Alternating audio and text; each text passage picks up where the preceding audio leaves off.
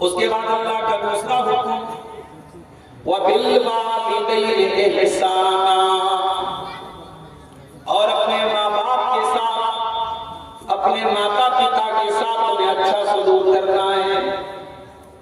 वो माँ जो 9 महीना तुमको अपने पेट में रखती है और जिंदगी का सबसे बड़ा खतरा मान लेकर के तुमको जन्म देती है और खूने जिगर पिला करके तुम्हें पालती पोसती है, वो माँ जो अपना आराम कुर्बान करके तुम्हें आराम पहुंचाती है, जो तुम्हारे लिए रातों को जागती है, तुम्हारी बीमारी में वो खुद बीमार हो जाती है, तुम पेशाब करके गंदगी करके बिस्तर पे पड़े रहते थे, रोते थे, तुम्हारी माँ हमारी गंदगी को साफ करके उस गीले बिस्तर पे सो जाया करती थी।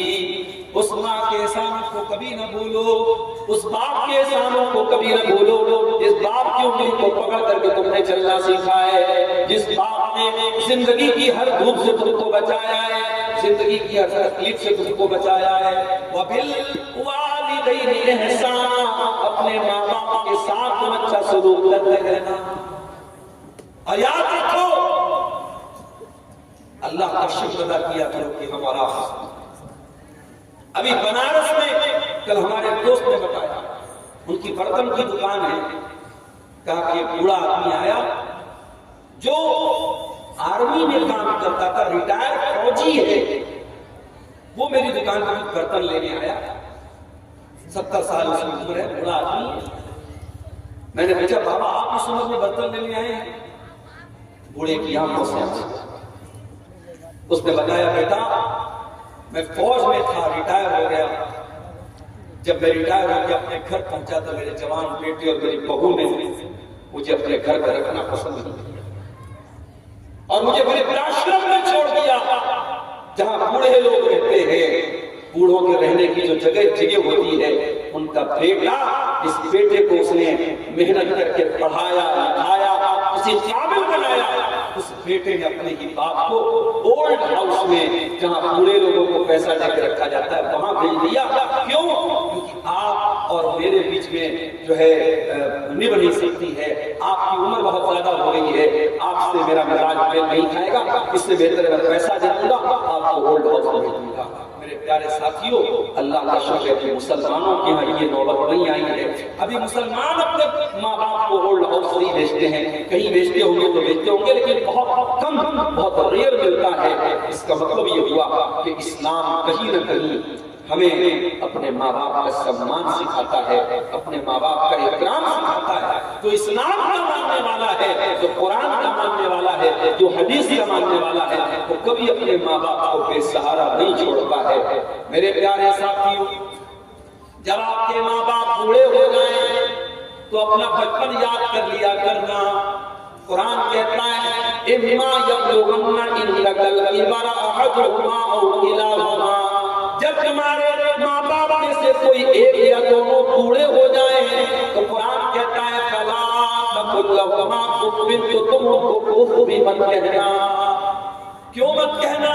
क्योंकि जब बूढ़ा इंसान हो जाता है तो बुढ़ापे में उसका बचपन लौट आता है। जैसे छोटा बच्चा हर बात के लिए जिद करता है, बार बार एक ही सवाल करता है, जब इंसान बूढ़ा हो जाता है तो उसका बचपन दोबारा लौट जाता है, उसका दिमाग बच्चों की तरह हो जाता है, वो बार बार जिद भी करने लगता है, वो एक ही सवाल को बार बार रिपीट भी करने लगता है। कुरान कहता है जब तुम्हारे माँ बाप तुमको बुढ़ापे में मिल जाए तो तुम खबरदार उनको कुछ भी न कहना, वला तकहरहुमा, और कभी उनसे डांट फटकार करके बात न करना, वकुल लहुमा कौलन करीमा, और जब तुम उनसे बात करना तो बड़े अदब से बात करना, बड़े सम्मान से बात करना। अंग्रेजी में एक होता है गुड, एक होता है बेटर, एक होता है पेशेंट।